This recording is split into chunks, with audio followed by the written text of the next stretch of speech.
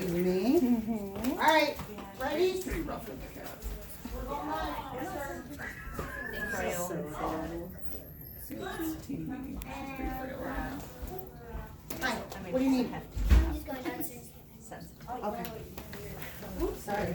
It's like you Did somebody stop it? It just stopped on its own? How funny. He was just switching videos. It was loading.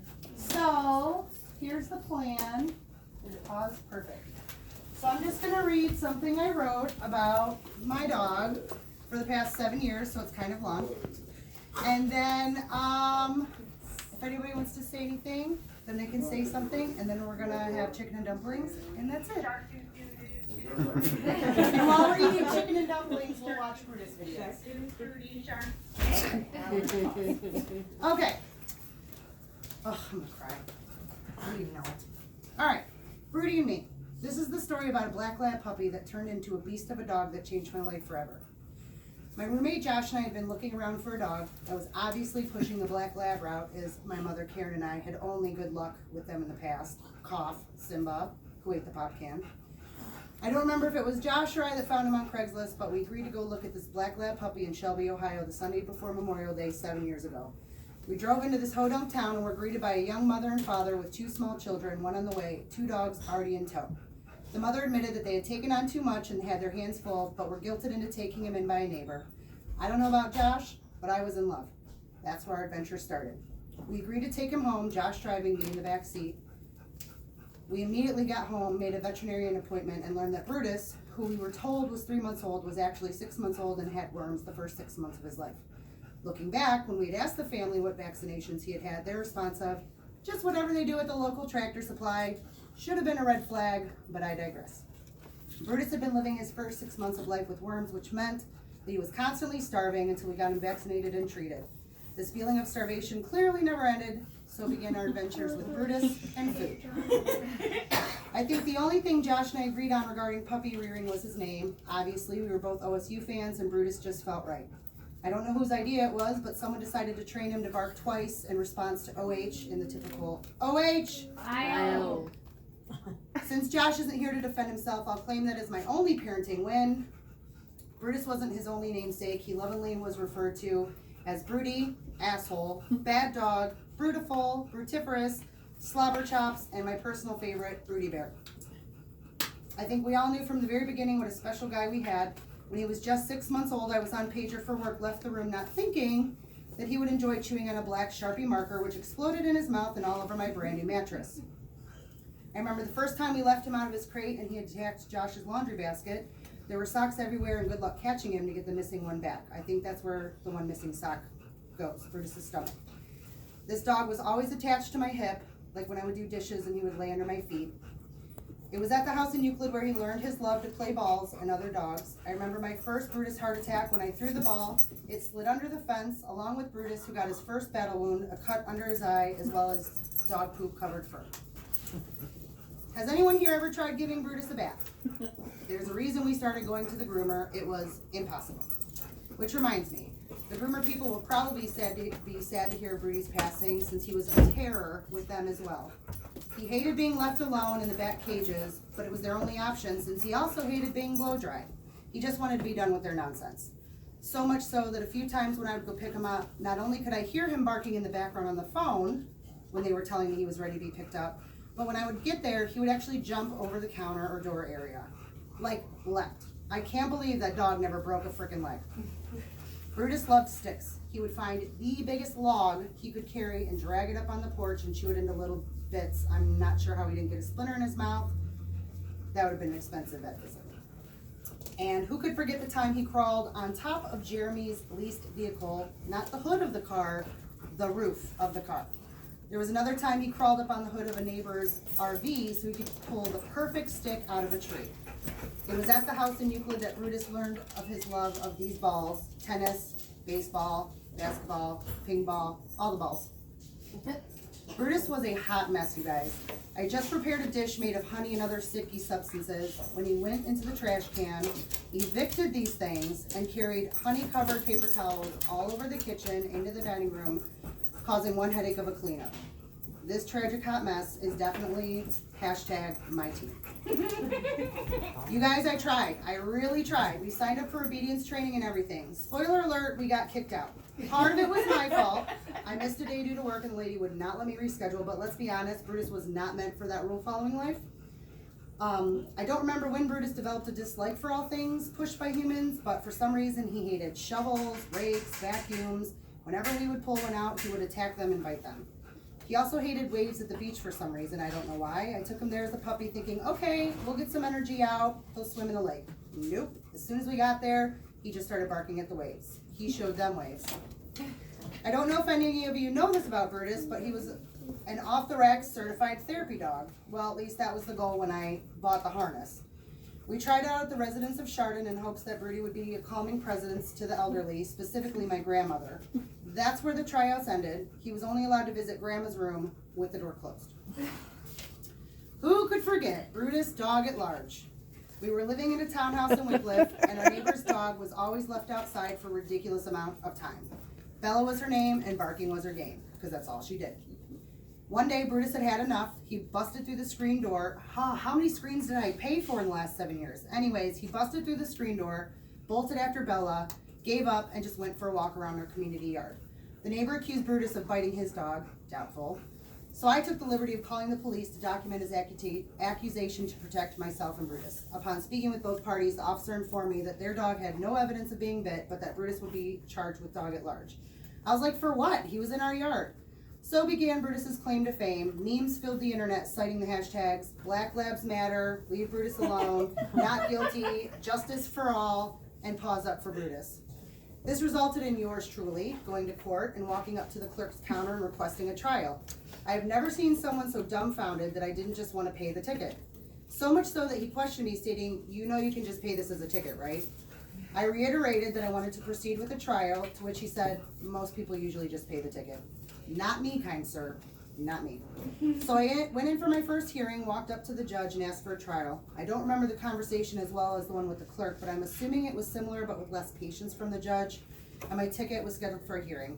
I arrived to the hearing early with all of my evidence prepared, a photo of our community background, proving he wasn't ever off our property, just a little ways from our back door, a copy of the police report, as well as video footage of Bella barking nonstop for 45 minutes.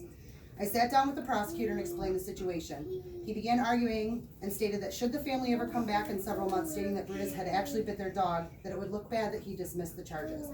At this point, I slid over a copy of the police report, which he had already had, and played the video of Bella barking. Status update, case number 15 CRB 01254 was dismissed as the dog was provoked. For as many adventures we went on, I learned very early that Brutus could not be trusted. I went to visit him at Aunt Abby's work one day and ordered a ginormous soda. While running into Wingstop to grab myself some wings, I came out to find out he had obviously gotten in the front seat, which he was not supposed to do, as the pop had looked like it exploded all over. My purse, my work bag, it was a mess. Speaking of destruction, does anyone remember when I had to have Band-Aids on all of my fingers because he took off chasing a bird in the Wycliffe house while I was holding his lead? You ever get rope burn from a plastic dog lead? I have, twice. I still have a scar on my leg from when I was standing outside with him and he took off chasing something else and it just went right across my ankle. I think when it came to food, Brutus was a skilled ninja assassin, plotting his moves with such meticulous intent. He had a goal, and that goal was food. Who could forget the time he snatched Donnie's burger right out of his hand? Or Aunt Carol's bread right off her plate? If there was a trash can, it wasn't safe. We had to rig it so that it could not be opened because this dog figured out how to open or knock over any type of canister we purchased. The dog did not stop at human food. Oh no.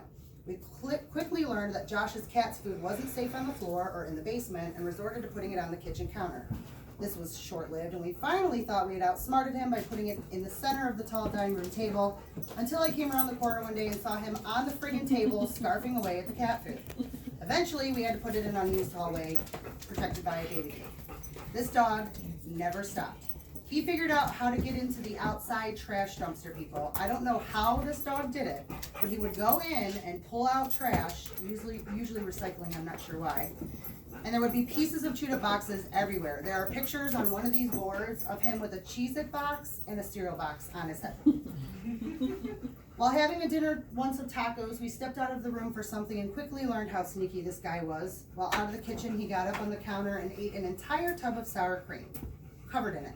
This was one of our earlier bath experiences.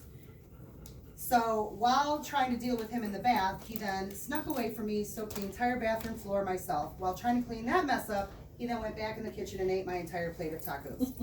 Et tu, Brute, et tu. Things Brutus ate and survived.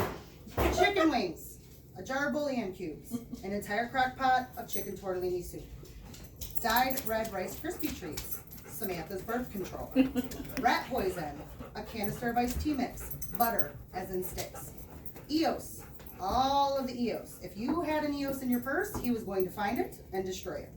Pencils, pens, the leg of a dining room table, a couch cushion, at least 3 Roku remotes, more chapstick, the wood baseboards at my Middlefield apartment, which I had to learn how to fix, the bag that comes from the Chinese restaurant when you order food, you know, with the fortune cookie, and the packets of duck sauce, and the hot mustard packets, and yes, even the tea bags. A container that held plastic grocery bags, destroyed, shredded them. The JFS on-call pager phone, twice. Buffy the Vampire Slayer season 1 only. I think we can all agree on that one. My tie-dye Crocs that traveled to England, Germany, and Poland. Fire pit ashes and coal. A book on dog obedience. No, seriously. An entire bag of tortilla chips. A cucumber. Half a bag of Twizzler pulling peels. Red velvet cake. A $10 bill. At least 1 cell phone charger. A loaf of bread, including the plastic. Part of a shrimp platter. A bowl of cheesecake mixture. And perfectly ate a box of muffins that were on top of a microwave. At one point, a friend suggested a shot collar. No matter what I tried, Brutus would not stop getting up on the counters to get food. Always being against it, but now living with roommates who, you know, didn't want to lock up their food. Let me tell you about the shot collar that Brutus gave no hex about, because that thing did not faze him at all. Brutus kept life exciting, like when we would go for rides around town to the recycling bins or the Sunshine Shop. For those of you that don't know, it's our local thrift store. I pulled up with a trunk full of stuff Aunt Carol and I had gathered, grabbed a box, walked it inside. When I came back out to grab another box, I noticed, my vehicle's less full than when I left it. Sure as heck, that son of a gun had taken off, jumping out the back seat through the trunk of the car and went on one of his unsupervised walks. Now you have to understand, at this point I'd given up chasing this dog and I finished unloading the boxes. I figured, what trouble can he possibly get into at the fairgrounds? A lot. The next thing you know, you hear some lady screaming and my stomach sank. Brutus had run past me into the thrift store. Hey, he always loved a good deal. If you think that was his first breaking and entering, you're wrong. One time, he jumped out of the car when I didn't have a good enough grip on his leash to chase a squirrel.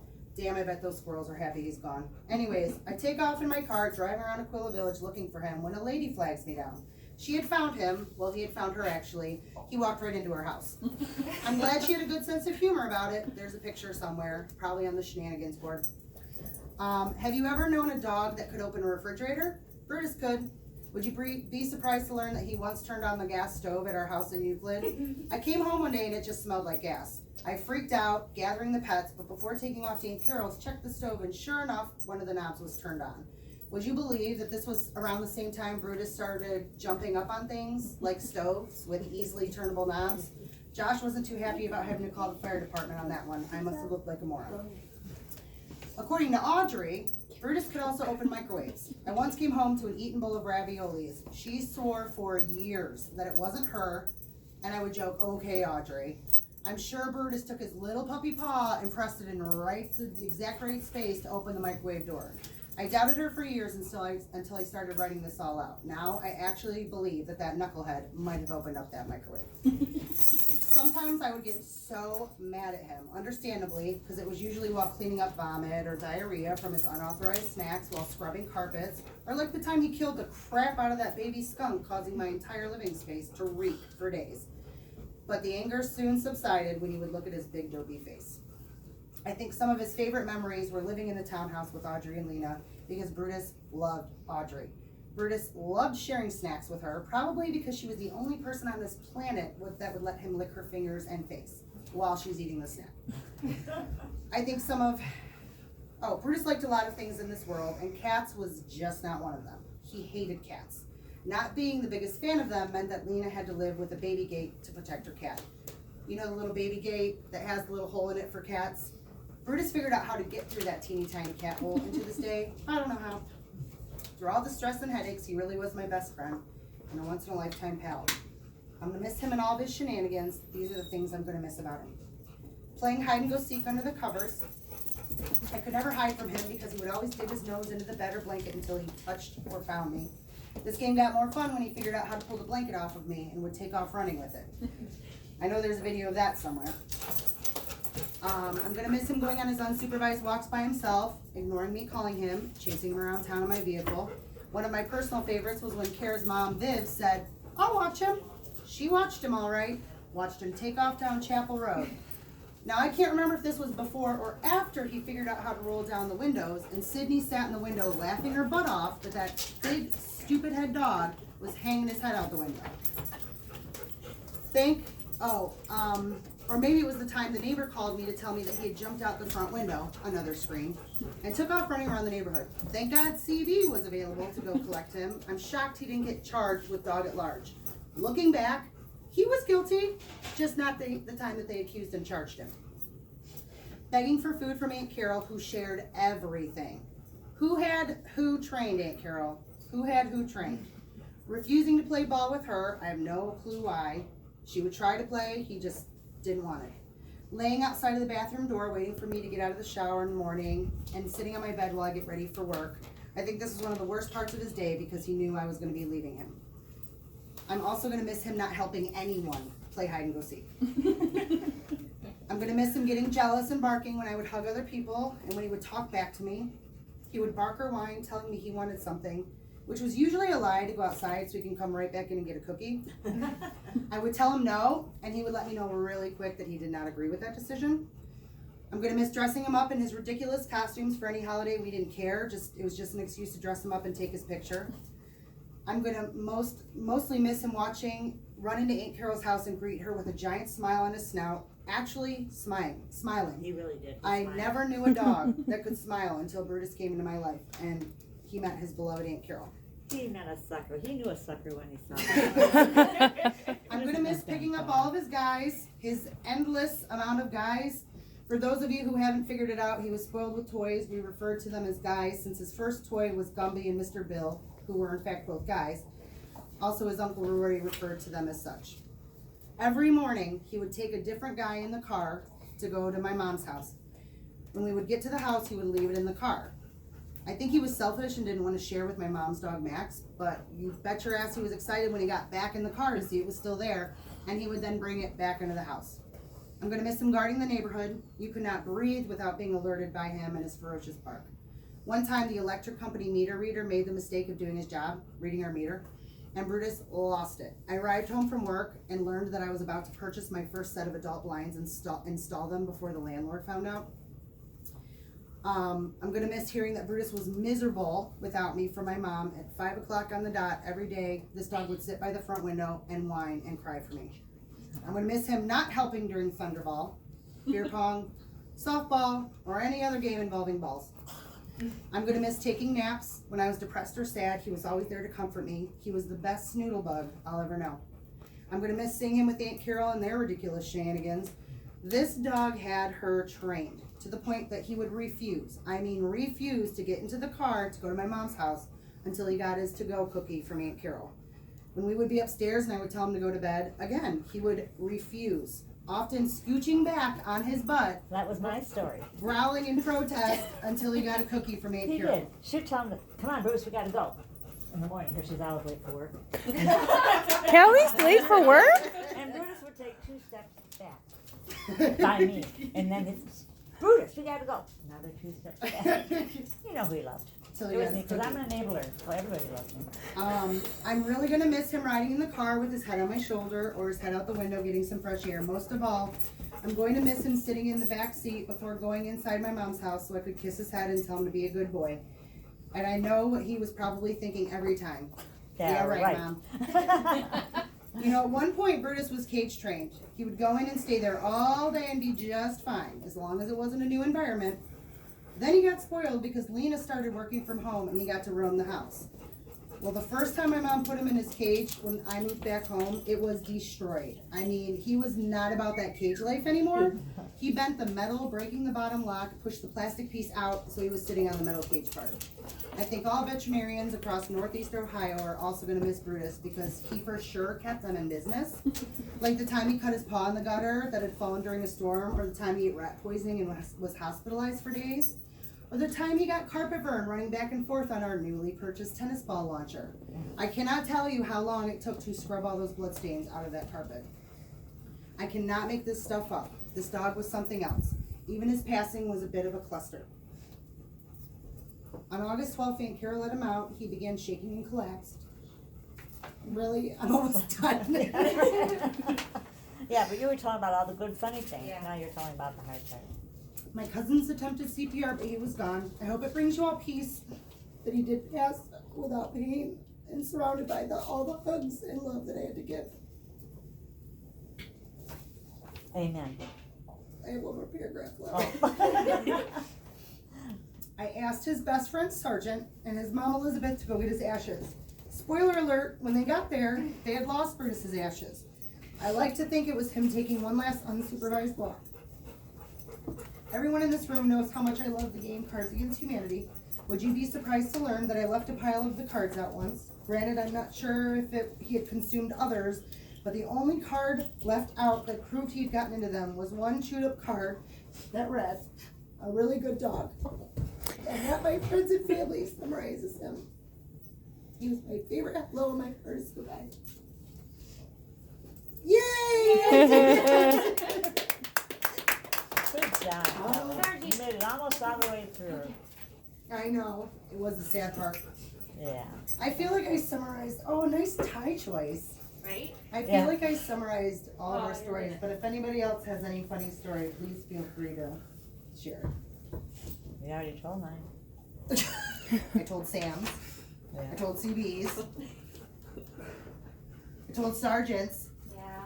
Does he want to go OUT? He keeps going over by the door. I'll let him OUT on the lead if you She like. just wants to give him a cookie. I think Well, I'm an enabler. I'll give you a cookie. Oh, he'd love to have a cookie. Is All everybody right, let's go hungry? get a cookie. You need to go out, Sergeant. No? He's All right. like, Oh, just sorry. need somebody to like. He wants, somebody to play with him. I ain't got me thinking about Mo. It's only been 3 weeks. But it was 7 years of amazingness that we had. I think we're good. Right? I think we're good. Absolutely. Thank you for tuning in.